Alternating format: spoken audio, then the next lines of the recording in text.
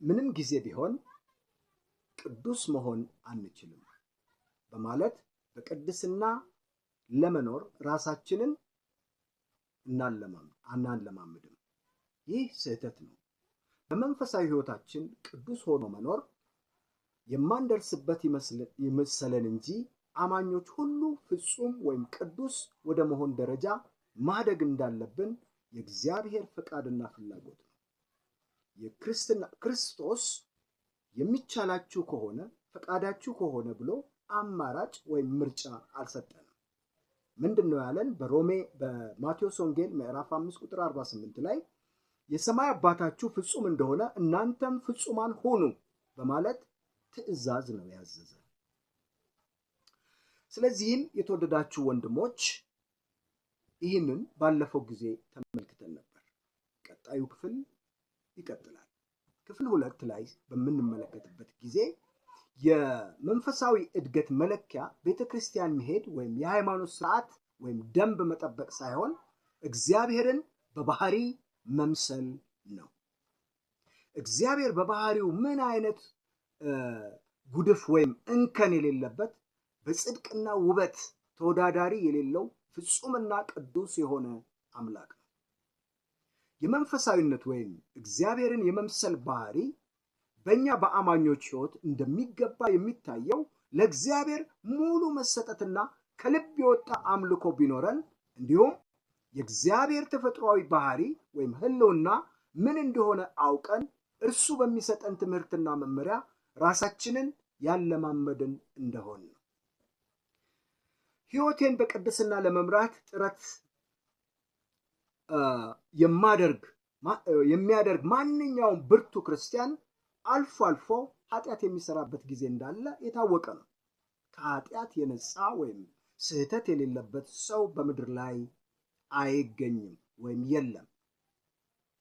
ነገር ግን ሐዋርያው ዮሐንስ ኃጢአት የለብንም ብንል ራሳችንን እናስታለን፣ እውነትም በእኛ ውስጥ የለም ይለናል። አንደኛ ዮሐንስ ምዕራፍ 1 ቁጥር 8። ስለዚህም ኃጢአት ፍጹም ነፃ መሆን የማንችል መሆናችንን ገልጾልናል። ዝቅ ብሎ ደግሞ የእግዚአብሔር ልጅ የሆነ ኃጢአት አይሰራም፣ ሊሰራም አይችልም። ምክንያቱም የእግዚአብሔር ባህሪ በውስጡ ስለሚኖር ከእግዚአብሔርም ስለተወለደ ነው ብሎ መልሶ እዛው ክፍል ላይ በአንደኛ ዮሐንስ ምዕራፍ 3 ቁጥር 9 ላይ እግዚአብሔር ቃል ይነግረናል። የተወደዳችሁ ወንድሞች፣ እህቶች እንዲሁም ውድ እንግዶች እንዲሁ ኃጢአታችንን ለእግዚአብሔር ብንናዘዝ እርሱ ታማኝና ጻድቅ ስለሆነ ኃጢአታችንን ሁሉ ይቅር ይልልናል፣ ከበደላችንም ሁሉ ያድነናል ወይም ያነጻናል ይላል አንደኛ ዮሐንስ ምዕራፍ 1 ቁጥር 8 ላይ። ይህን ሲል ሁሉ ጊዜ ከኃጢአት ፍጹም ነፃ ሆኖ መኖር የሚችል ሰው እንደሌለ መግለጹ ነው። ስለዚህ ኃጢአታችንን ዕለት በዕለት እየተናዘዝን መታጠብ እንደሚገባን ወይም እንደሚያስፈልገን የእግዚአብሔር ቃል ቁልጭ አድርጎ ይነግረናል። እነዚህ ሁለት ሐሳቦች እርስ በርሳቸው የሚጋጩ ይመስላሉ።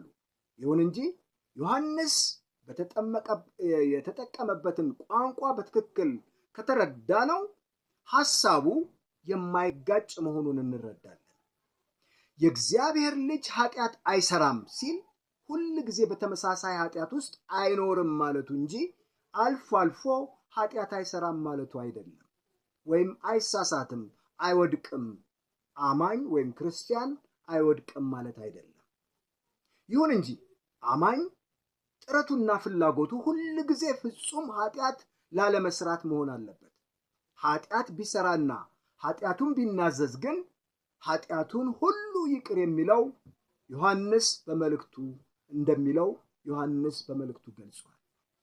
ኢየሱስ የሰማይ አባታችሁ ፍጹም እንደሆነ እናንተም ፍጹማን ሁኑ ሲል በሕይወታችን ፍጹማን እንድንሆን ብቻ ሳይሆን ፍጹምነታችን ምን ያህል ከፍተኛ መሆን እንዳለበት ጨምሮ መግለጹ ነው።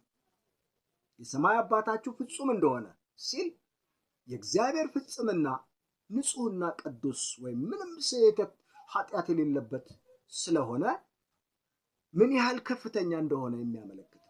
ከመንፈሳዊ አባታችን መካከል የአንዱን ስም ጠቅሶ ለምሳሌ እንደ አብርሃም ቅዱስ ሁኑ ቢል ኖሮ አብርሃም የራሱ የሆነ መንፈሳዊ ድካም ስለነበረበት የሚጠበቅበትን ወይም የቅድስና ደረጃ ዝቅ ያለ ይሆን ነበር።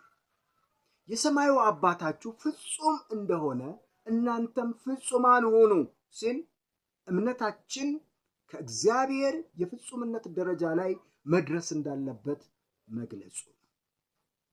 ስለዚህ ሁላችን እርሱ ባወጣው ከፍተኛ የቅድስና ደረጃ ውስጥ መኖር አለብን። ፍጹምነት ሥጋ የለበሰ ሰው ሊደርስበት የማይችል ቢሆን ኖሮ እግዚአብሔር ምንጊዜም ማድረግ የማንችለውን ነገር አድርጉ ስለማይለን የሰማይ አባታችሁ ፍጹም እንደሆነ እናንተም ፍጹማን ሁኑ በማለት ትእዛዝ አይሰጠንም ነበር። ስለዚህ አማኞች እርሱ ከወሰነው የቅድስና ደረጃ ለመድረስ የማንችል ቢመስለንም በዚህ ዓለም የተወሰነልንን ዘመን ጨርሰን እስከምንሄድበት ጊዜ ድረስ እርሱን ወደ መምሰል ደረጃ እያደግን እንድንመጣ ራሳችንን ማለማመድ አለብን። ክብር ለአምላካችን ለእግዚአብሔር ይሁን። ሻሎም። የዛሬው ሁለተኛ ክፍል እዚህ ላይ አብቅቷል። ሶስተኛው ክፍል በሚቀጥለው ይቀጥላል። ሻሎም።